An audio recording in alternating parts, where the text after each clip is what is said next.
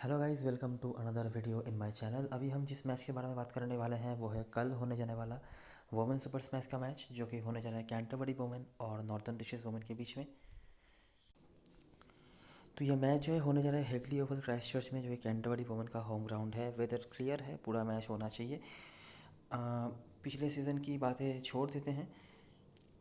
इस सीज़न में अगर बात करी जाए तो कैंटरबरी खेली है 4 मैचेस और 2 मैचेस वो जीते हैं। एक मैच उनका धुल गया था बारिश से, और अभी वो चौथे स्थान पर हैं। 5 मैच खेलने के बाद नॉर्थर्न डिस्ट्रिक्ट जीत के साथ तीसरे स्थान पर हैं। लेकिन रन रेट जो है वो कैंटरबरी का काफ़ी अच्छा है। अगर वो कल का मैच जीत जाते हैं तो काफ़ी आराम से वो तीसरे स्थान पर रह जाएंगे। आखिरी 5 T20 मैचेस की बात करें तो कैंटरबरी आपको 4-1 से यहाँ पर आगे चलती हुई दिखेगी। और मतलब इस सीज़न का फॉर्म भी यही दर्शाता है कि कैंटरबरी काफ़ी अच्छी रही है नॉर्थर्न डिस्ट्रिक्ट से। अभी आ जाते हैं डायरेक्टली और देखने की कोशिश करते हैं कि ऐसा क्या रहा है जिसके वजह से इतना डोमिनेट करा है कैंटरबरी ने ओवर नॉर्थर्न डिस्ट्रिक्ट्स। तो जो चीज़ आपको देखने को मिलेगी ना, देखिए अभी तक तो दोनों टीमों के जो मैचेस हुए हैं हमने कवर भी करे हैं। आपने भी खेला होगा, आपको पता होगा कि दोनों ही टीमें जो हैं, स्पेशली नॉर्थर्न डिस्ट्रिक्ट की टीम जो है, ये बैटिंग डिपेंडेंट टीम है। बॉलिंग जो है नॉर्थर्न डिस्ट्रिक्ट की बिल्कुल भी अप टू द मार्क नहीं रही है किसी भी मैच में, चाहे वो जीते चाहे वो हारे। लेकिन अगर हम बॉलिंग की तरफ से बात करेंगे तो कैंटरबरी ऐसे बॉलिंग साइड बेटर है। ठीक है, इनके पास कुछ इंटरनेशनल बॉलर्स हैं जो मतलब अच्छा खासा परफॉर्म कर चुके हैं। लेकिन अगर हम बैटिंग की तरफ से बात करेंगे तो कैंटरबरी के पास ऑप्शंस की कमी होती है। पिछले सीज़न में कमी थी, इस सीज़न में फिर भी सैदरथवेट और इब्राहिम के आने के बाद वो थोड़ा सा स्ट्रांग हुआ है।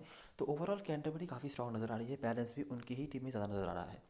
ठीक है, तो ये जो है पहला मैच नोटिस करो कि किस तरह से नॉर्दर्न डिस्ट्रिक्ट की बैटिंग यहाँ पे अच्छा नहीं कर पाई है, जिसके वजह से इस फिक्सचर में किसी भी तरीके का कोई रेजिस्टेंस उनकी तरफ से हमें देखने को नहीं मिला है। देखो, पहला मैच 117 बनाया। ठीक है, जिन्होंने रन बनाया था वो अभी अवेलेबल नहीं है, ये कुछ विकेट टेकर्स थी। एमी सेतरथवेट का इस फिक्सचर में काफ़ी अच्छा रिकॉर्ड था। पिछले सीज़न में तो वो खेल नहीं पाई थी, उसके पहले जब भी वो खेली थी उनके रिकॉर्ड अच्छे रहे थे। तो यह पहला मैच जहाँ पर आप देख सकते हैं मक्के और एमी सेतरथवेट ने मिलकर ही पूरा मामला जो है निपटा दिया था। केट एंडरसन तब बॉलिंग करवाती थी, उनके खाते में एक विकेट था। इसके बाद ये है 2018-19 का पहला मैच जो था, फिर से सेम चीज़। नॉर्दर्न डिस्ट्रिक्ट की बैटिंग अच्छी नहीं हुई, 104 रन बनाया 20 ओवर खेलने के बावजूद भी। बेजी रेन आउट जो उनकी टीम की हेल्दी थी उनके रन से, साथ में केटी गढ़ी हर फिक्सचर की तरह इस फिक्सचर में भी कुछ ना कुछ कंट्रीब्यूशन उनका हमेशा ही रहता है।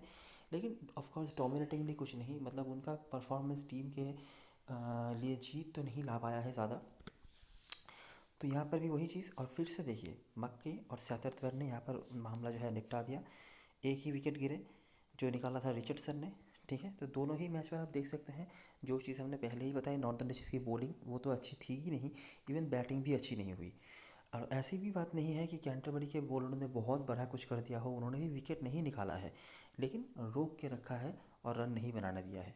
उसके बाद अगला मैच, और यही एक लौता मैच है जो नॉर्थर्न डिस्ट्रिक्ट जीती थी। ये मेरे ख्याल से सेकंड लास्ट मैच है जब ये दोनों टीमें इस ग्राउंड पे भिड़े थे। ये है 18-19 सीज़न का आखिरी मैच। यहाँ पर फिर से मैक्के ने रन बनाया।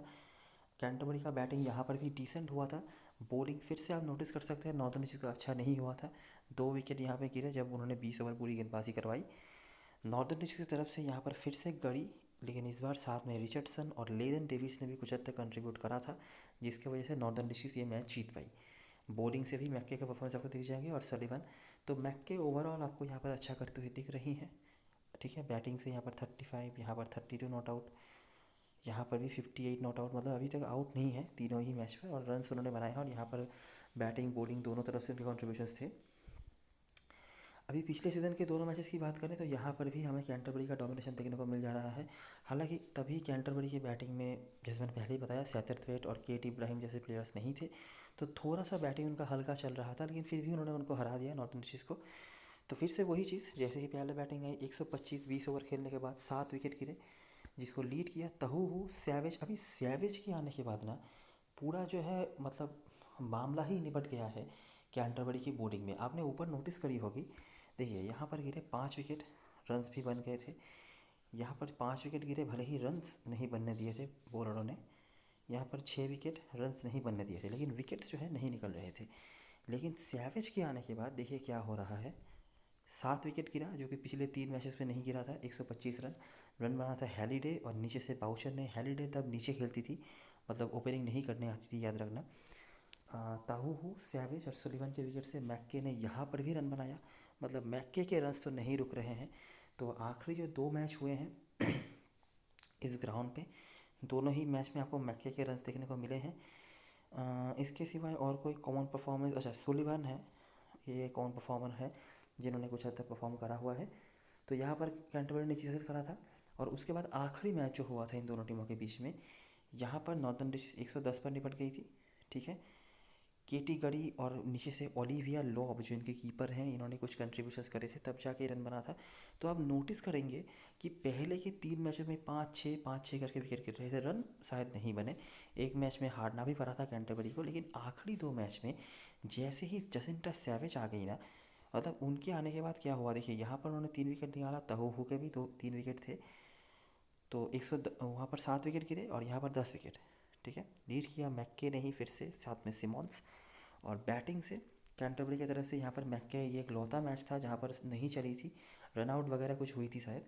यहाँ पर बैटिंग से लीड कर दिया जसिंटा सैवेज ने। मतलब आखिरी जो 2 मैच उन्होंने खेले हैं ना, उन दोनों ही मैचेस में हाईएस्ट पॉइंट स्कोरर थी जसिंटा सैवेज। यहाँ पर भी आप देखेंगे 3 विकेट 11 रन देकर, मतलब इकोनॉमी का बोनस वगैरह भी उनको मिला होगा। और बैटिंग भी ऊपर आई थी, तो कुछ रन अगर बनाया तो वो भी अलग से जोड़ दीजिए। और यहाँ पर भी 1 विकेट और 42 रन, मतलब इन आखिरी के 2 मैच में जसिंटा सैवेज हाईएस्ट पॉइंट स्कोरर थी।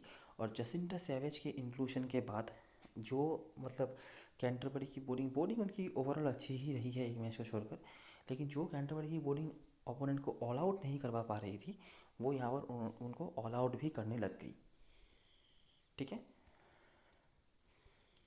हेड टू हेड मैच की परफॉर्मेंस की बात करें तो ऑफकोर्स मैक्के का नाम को आपको दिख ही जाएगा बैटिंग से। इसके सिवाय भी एमी सैथरथवेट का भी नाम आपको दिख जाएगा। 60 का औसत इनका भी है, याद रखना टॉप ऑर्डर बैट्समैन है ये। नॉर्थन डिस्ट्रिक्ट के होकर एक ही नाम है केटी गढ़ी, लेकिन ये थोड़ी सी इनकन्सिस्टेंट रही हैं, लेकिन हाँ हमेशा ever dependent and ever reliable ये हैं। कैंटरबरी के होकर मैक्के बॉलिंग से भी इनका नाम है, तो मैक्के तो हमेशा ही रहती ही हैं, इनके बारे में कुछ बताने लायक नहीं है। लेकिन साथ में एमी सैथरथवेट भी आपको दिख रही हैं, जो पिछले सीज़न के पहले तक जब तक खेली हैं उन्होंने अच्छा करा हुआ है, तो अर्धशतक भी इनके खाते में है।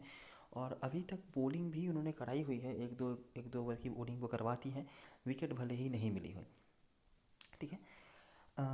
ग्राउंड के बारे में बात करें तो इसी ग्राउंड पर कैंटरबरी अपने आखिरी 2 मैचेस भी खेल चुकी है, तो वहाँ पर भी हमने काफ़ी सारे बातें करी हैं इस ग्राउंड में क्या क्या होता है, कौन कौन से परफॉर्मर रहते हैं।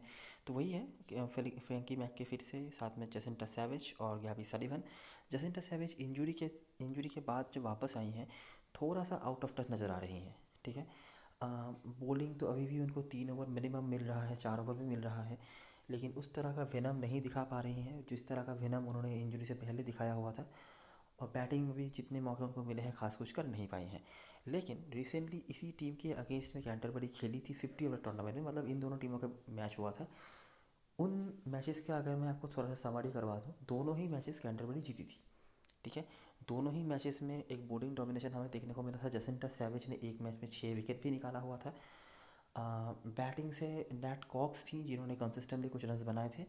बाकी जो मेजर परफॉर्मर्स होती हैं जैसे कि मैक्के, केटी गढ़ी, हैलिडे, इन्होंने भी कुछ कुछ कंट्रीब्यूशन वगैरह करे थे, लेकिन मेजर परफॉर्मर्स ये थे, ठीक है। और दोनों ही मैच में कैंटरबरी जीती, तो कल के मैच में भी आप यही एक्सपेक्टेशन रख सकते हैं कि कैंटरबरी ही फेवरेट के तौर पर आएंगी, और वैसे भी इनका होम मैच है।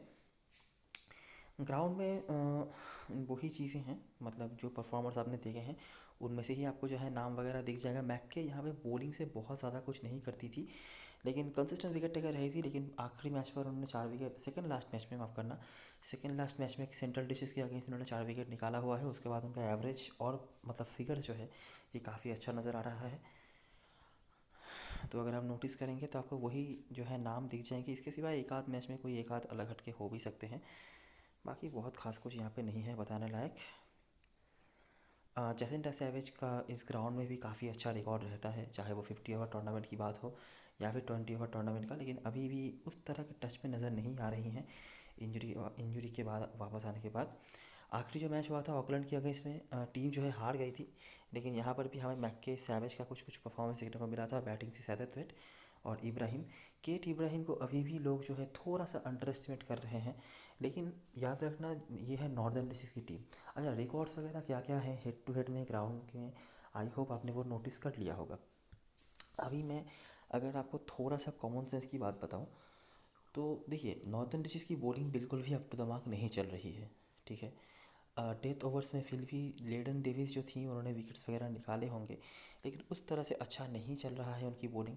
हमेशा ही रन्स उनको कंसीड करना पड़ रहा है, और इसी रीज़न की वजह से ही वो एक आध जो मैच हारे हैं उसी रीज़न की वजह से हारे हैं। बैटिंग में मैं फिर भी कहूँगा ठीक ठाक हो रहा है, काफ़ी डेप्थ है, लेकिन बॉलिंग तो बिल्कुल भी अप टू द मार्क नहीं चल रहा है। आयमा रिचर्डसन पहले मैच के बाद उनको अभी ढूंढ नहीं पा रहे हैं बॉलिंग में, क्या उनका रोल है। तो ये एक दिक्कत की बात है इनके लिए, जिसको सॉल्व करना ज़रूरी है और बहुत जल्दी ज़रूरी है। तो ये एक चीज़ है जो आप कल के मैच में यूज़ कर सकते हैं। देखिए कैंटरबरी का जो टॉप ऑर्डर है, फ्रैंकी मैक्के, एमी सतरथवेट, नेट कॉक्स को भी आप कंसिडर कर लो, उसके बाद केटी इब्राहिम, ये चारों ही जो है ना अपने दिन पे सब कुछ तबाह करने की क्षमता रखते हैं। फ्रैंकी मैक्के का तो आपको पता ही है, एमी सतरथवेट भी कंसिस्टेंटली रन बना रही हैं, बड़ा रन वो मिस कर रही हैं लेकिन रन बना रही हैं। केट इब्राहिम का भी वही है। तो अगर कल के मैच में कैंटरबरी पहले बैटिंग कर लेती है ना, तो इन चारों में से तीन मिनिमम आपकी टीम में मस्टली होने चाहिए मेरे हिसाब से, क्योंकि जिस तरह की बॉलिंग चल रही है नॉर्थन डिशेस की, अगर इन तीनों में से कोई, देखिए फ्रैंकी मैक तो यूनिवर्सल चॉइस है, वो तो आपकी टीम में होंगी ही। एमी सततवेट भी यूनिवर्सल चॉइस है। बाकी नेट कॉक्स और केट इब्राहिम अगर दोनों को ही मैनेज कर पाओ तो भी अच्छी बात है, लेकिन दोनों में से एक तो आपकी टीम में ज़रूर होनी चाहिए अगर कैंटरबरी पहले बैटिंग कर लेती है, क्योंकि इन चारों में से किसी से भी आप कल के मैच में एक बड़ी इनिंग्स की उम्मीद रख सकते हो, ठीक है। और मुझे जितना लग रहा है कि कल के मैच में अगर कैंटरबरी पहले बैटिंग कर लेती है तो एक डिसेंट स्कोर आपको देखने को मिल सकता है। नॉर्दर्न डिस्ट्रिक्ट की बैटिंग डिपेंड करेगा कि केटी गढ़ी क्या कर रही हैं, तो स्मॉल लीग में तो उनको रखना ही है, उनका चलना नहीं चलना ये बहुत डिपेंड करता है हिस्टोरिकली, नहीं नॉर्दर्न डिस्ट्रिक्ट का स्टार्ट कैसा होगा। पहले वो ओपनिंग करती थी, अभी वन डाउन आ रही हैं, लेकिन फिर भी मुझे लगता है उनके बड़ा इनिंग्स खेलने या ना खेलने के ऊपर बहुत कुछ डिपेंड करेगा कि नॉर्थन डिस्ट्रिक्ट का फिनिश जो है वो कैसा होगा। प्लेइंग इलेवन की बात करें तो ज़्यादा कोई चेंजेस वगैरह की उम्मीद नहीं है। अगर पहले इनिंग्स में बैटिंग होती है, अच्छा जो मतलब डिफ़ॉल्ट पिक है, चाहे वो पहले इनिंग्स हो या दूसरी इनिंग्स हो, फ्रैंकी मैक्के, एमी सतरथवेट, जसिंटा सैवेज मेरी टीम में ज़रूर होंगी। बॉलिंग भी पूरा करवा रही हैं, और अगर बैटिंग भी मिल जाती है कुछ हद तक तो बैटिंग भी ठीक ठाक कर लेती हैं। अभी तक नहीं करा है, लेकिन इनकी जो कैपेबिलिटीज़ हैं किसी भी दिन ये आपके लिए बहुत बड़ा कुछ कर सकती हैं। और हिस्ट्री ये कह रहा है कि इस फिक्सचर में उनका हमेशा ही एक डोमिनेटिंग परफॉर्मेंस रहा है, ना सिर्फ T20 मैचेस में बल्कि वनडे मैचेस में भी। तो मैं अपनी टीम में इनको ज़रूर रख के चलूँगा। उसके बाद कल के मैच में ली तहू वापस आएंगी, तो एक और बहुत इंपॉर्टेंट पिक, गैबी सलीवन जो है, मतलब इस ग्राउंड में रिसेंटली उनका परफॉर्मेंस उतना अप टू द मार्क नहीं चल रहा है। विकेट निकाल रही हैं एक एक करके, लेकिन उस तरह से नहीं डोमिनेटिंगली कुछ, ठीक है। तो ये एक प्लेयर है जो शायद कल के मैच में सभी लेंगे, लेकिन अगर आप थोड़ा बहुत अलग रहना चाहते हो तो इनके साथ आप कुछ कर सकते हो। तो ये है मेरे लिए इनिशियल 5 प्लेयर्स जो मेरे हर टीम में आपको दिख जाएंगे। नॉर्दर्न डिस्ट्रिक्ट की तरफ से गढ़ी, लेडन डेविस अगर खेलती हैं, नहीं तो लूसी बाउचर तो ऑटोमेटिक चॉइस हो ही गई। आखिरी मैच पर भी आपने देखा ही होगा, लूसी बाउचर के बारे में मैंने डे 1 से कहा हुआ है, उनको मौके नहीं मिले थे उस तरह से लेडन डेविस के रहने के लिए, लेकिन आखिरी मैच में उनको प्रॉपर मौका मिला और क्या ही कमाल का परफॉर्मेंस उन्होंने करा था। तो लेडन डेविस अगर खेलती हैं तो लेडन डेविस, अगर वो नहीं खेलती हैं तो लूसी बाउचर मस्टली। उसके बाद लॉरेन हिप्स, यहाँ से एंडरसन क्रेडिट सेव भी कर देंगे आपके लिए, तो ये 4 आपके लिए इंपॉर्टेंट हैं। बाकी हैलिडे और आइमा रिचर्डसन में से, आइमा रिचर्डसन के पास एबिलिटी है कि ये पूरा ओवर की बॉलिंग भी करवाए, इफेक्टिव बॉलिंग करवाए, मतलब सिर्फ बॉलिंग नहीं इफेक्टिव बॉलिंग करवाए, और बैटिंग भी एंड में आकर ठीक ठाक कर लेती हैं। हैलिडे पूरा ओवर बॉलिंग तो करवा रही हैं, लेकिन उस तरह के इफेक्टिवनेस इनके बॉलिंग में नज़र नहीं आ रहा है। अगर बैटिंग की बात करेंगे तो ये रिचर्डसन से बेटर है, कोई डाउट नहीं है, लेकिन बॉलिंग में मुझे थोड़ा सा हल्का नज़र आ रहा है, तो ये आप एक सिलेक्शन कर सकते हो। ऑफ कोर्स आप दोनों को तो एक साथ लेके नहीं चल सकते। बाकी जो दोनों टीम के कीपर हैं, दोनों का ही काम कीपिंग से ही कुछ करना होगा, बाकी बैटिंग से तो मुझे उम्मीदें नहीं हैं। तो इन कीपरों को आप एज ए क्रेडिट सेवर भी यूज़ कर सकते हो, ठीक है। वो मैं दिखा देता हूँ किस तरह से आप कर सकते हो। कैप्टन मस्कुरन चॉइस की बात करें, कैंटरबरी के होकर मैक के यूनिवर्सल कैप्टन चॉइस हैं, और मुझे नहीं लगता कि इनके बाहर जाने की कोई ज़रूरत है ही। क्योंकि वैसे भी कैंटरबरी में आपका ना सेंट क्राइस्टचर्च में मैच हो रहा है, जो कि यहाँ पर हमेशा ही मैके जो है अच्छा करती हैं। रिकॉर्ड्स भी सारे डिसेंट हैं, और स्मॉल लीग के लिए तो कम से कम आप एक्सपेरिमेंट ना ही करें तो बेहतर। उसके बाद सैथरथवेट को सभी टीम में रखेंगे, हार्डली वाइस कैप्टन बनाए। लेकिन अगर आप थोड़ा अलग रहना चाहते हो और रिस्क लेना चाहते हो, अगर कैंटरबरी पहले बैटिंग कर लेती है तो आप एक बार इनको ट्राई कर सकते हो एज ए कैप्टन भी। उसके बाद इब्राहिम और जसिंटा सैवेज, टीम में भी कम लोग ले रहे हैं, इनको क्रेडिट भी नहीं मिल रहा है और परफॉर्मेंस भी उस तरह से अप टू द मार्क नहीं हो रहा है। लेकिन मैं बार बार कह रहा हूँ, मेरे लिए कम से कम ये बहुत इंपॉर्टेंट प्लेयर हैं। आपको लेना है लो, नहीं लेना है नहीं लो। और मैं सिर्फ टीम में नहीं, अगर ये पहले बॉलिंग करने आ जाती है टीम, मतलब कैंटरबरी अगर पहले बॉलिंग करती है, तो हो सकता है कि मैं इनको वाइस कैप्टनसी के तौर पर भी ट्राई करूँ। और यहाँ पर उसके बाद ताहू और कॉक्स में से कोई एक। नॉर्दर्न की तरफ से लीडन डेविस अगर खेलती हैं तो, नहीं तो केटी गरी को भी आप कंसिडर कर सकते हो। उसके बाद हैलिडे, रिचर्डसन और एंडरसन उसके बाद आती हैं। और लूसी बाउचर अगर लीडन डेविस नहीं खेलती हैं तो ही इनका रोल बढ़ेगा, नहीं तो शायद ही इनको ज़्यादा बॉलिंग मिले। और केटी गढ़ी उसके बाद। केटी गढ़ी हमेशा ही हर फिक्सचर में ही नॉर्दर्न डिस्ट्रिक्ट की होकर एक इंपॉर्टेंट रोल प्ले करती है, यहाँ पर भी है। लेकिन थोड़ा सा इनकन्सिस्टेंट रही हैं। जिस दिन उन्होंने रन बनाया है, नॉर्दर्न डिस्ट्रिक्ट की बैटिंग अच्छी हुई है। आपने देखा जो एकमात्र बड़ा स्कोर नॉर्दर्न डिस्ट्रिक्ट ने खड़ा किया था, वहाँ पर भी केटी गढ़ी ही हाई स्कोरर थी। और जिस दिन वो नहीं चली, ऑफकोर्स नॉर्दर्न डिस्ट्रिक्ट की बैटिंग भी नहीं चली है। तो ये रही सारी चीज़ें। अभी एक बार देख लेते हैं ड्रीम 11 की टीम। तो ये जो मेरा टीम है, काफ़ी हद तक बेसिक टीम ही नज़र आ रहा है। थोड़ा सा रिस्क है जसिंटा सैवेज का बस। इसके जगह पर जनता जो कर रही है वो है आइमा रिचार्डसन को ले रही है, ठीक है। और वो क्रेडिट मैनेज करवा रहे हैं केटी गढ़ी के साथ। काफ़ी लोग 62% हो गया है, और मुझे लग रहा है इनका परसेंटेज थोड़ा कम होगा होगा भी आते हुए। और तहु को लोग नहीं ले रहे हैं अभी के लिए, क्योंकि सभी को पता नहीं है कि वो खेलेंगे। लेकिन मेरे लिए तहु इम्पोर्टेंट है, ठीक है। लेकिन एक चीज़ है कि ये फिक्सचर में ऐसा है ना कि नॉर्दर्न डिस्ट्रिक्ट्स, मतलब आखिरी 2 मैच को छोड़कर, जिसको ऑफकोर्स जसिंटा सैवेज ने लीड किया हुआ था, उस तरह से बैटिंग में ख़राब उनका नहीं रहा है, मतलब ऑल आउट नहीं हुई है। तो ये एक पॉइंट है जहाँ पर आप काम कर सकते हो। लेकिन मुझे लगता है तहु को स्मॉल लीग में छोड़ना बिल्कुल भी सही डिसीजन नहीं होगा, और ये थोड़ी सी बैटिंग भी कर सकती है। यहाँ पर मैंने लेडन डेविस को रखा है, इसीलिए मैंने बाउचर को नहीं रखा है।